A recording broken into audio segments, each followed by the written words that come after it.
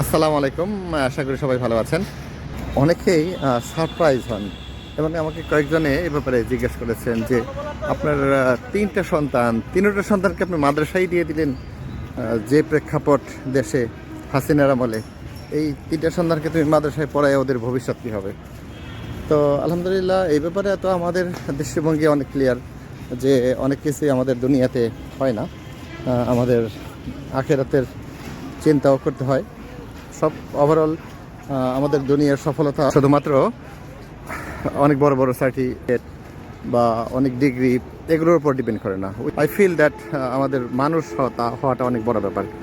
তো যাই হোক, আমার একটা দৃষ্টিভঙ্গি আছে, সেটা হচ্ছে আমরা যদি আমাদের সন্তানদেরকে যদি একটা সন্তান স্কুলে আরেকটা সন্তান মাদ্রাসায় দেই, তাহলে এজ এ গার্জিয়ান হিসেবে আমার মনে হয় যে আমরা নিজেরা আমাদের সন্তানদের মধ্যে বিভেদ তৈরি করে দেওয়ার একটা মাধ্যম হয়ে যাই।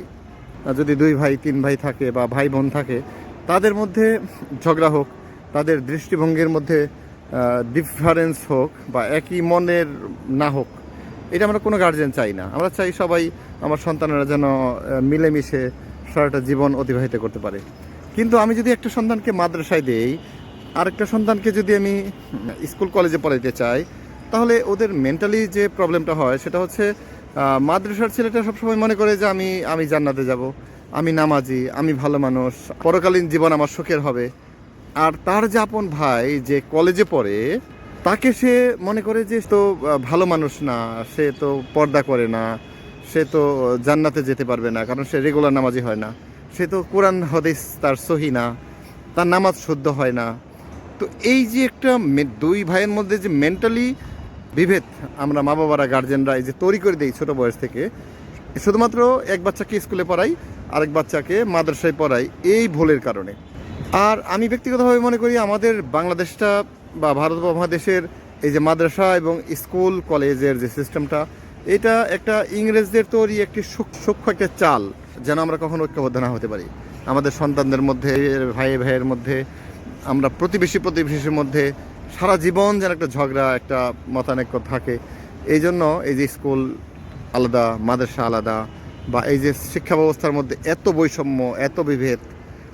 সো আমরা যদি এই বিভেদ দূর করতে চাই, তাহলে আপনার যদি 2টা সন্তান থাকে, তাদেরকে যদি মনে হয় যে হ্যাঁ, তাদের মধ্যে সারা জীবনের জন্য একটা ভালো বন্ধন থাক, তাহলে আপনি 2টাকেই মাদ্রাসায় পড়ান। যদি আপনি স্কুলেই পড়ান, তাহলে একটা ভালো আলেমের মাধ্যমে তাদেরকে কোরআন শিক্ষাটা ভালো করে দেন, সে যেন পরকালীন আপনার জান্নাতে যাওয়ার পথে বাধা না হয়ে দাঁড়ায়। আর যদি মাদ্রাসায় পড়াতে চান, তাহলে আমার রিকোয়েস্ট হবে 2টাকেই মাদ্রাসায় পড়ান, 3টা থাকলে 3টাকে মাদ্রাসায় পড়ান। সবাই আপনার জাতের ওসিলা হয়ে যাবে এবং কি ইনশাল্লাহ তারা আশা করি ভালো মানুষ হবে, তারা আরবিতে দক্ষ হবে, তারা সারা পৃথিবীতে যেখানে যাবে সেখানে একটি চ্যালেঞ্জিং পরিবেশে নিজেকে মানায় নিতে পারবে। সবাই দোয়া রাখবেন। আমার 3টা বাচ্চা আলহামদুলিল্লাহ 3টা আমিরুল মিল্লাত মাদ্রাসা অ্যাডমিট হয়ে গেলেন আজকে। সকলের কাছে দোয়ার দরখাস্ত রইল, তারা যেন অন্তত মানুষের মতো মানুষ হতে পারে, দিনই মানুষ হতে পারে। সকলের কাছে দোয়া চাই। ভালো থাকবেন সবাই। আসসালামু আলাইকুম রহমতুল্লাহ।